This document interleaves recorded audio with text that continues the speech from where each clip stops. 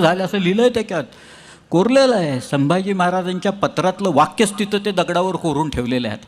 म्हणजे आता तर सगळेच प्रश्न मिटले सगळ्या ह्याच्यातले. धर्म कुठला आहे आणि काय आहे सांगायला स्वतः संभाजीराजे सांगतायत की बाबा आता हे हिंदू राज्य झालेलं आहे या सगळ्या ही धारणा महत्त्वाची. संभाजीराजांनी शिवाजीराजांनी रामसिंगाला जसं पत्र पाठवलं, शिवाजीराजांनी रामसिंगाला पत्र पाठवलेलं होतं, मिर्झाराजाला पाठवलेलं होतं.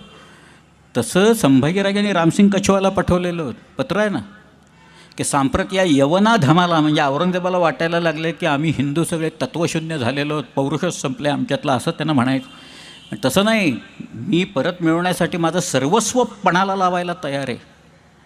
त्याच्यातही शब्द आहे त्या पत्रात, त्या सगळ्या ह्याच्यात. हे जे राज्य, हे कर्तृत्व, हा जो धर्म कुठला आहे, हा जरी स्वधर्म असा म्हटला तरी त्या धर्माची अपेक्षा ही शेवटी हिंदू याच्याकडेच जात, दुसरं कुठेही जाणार नाही.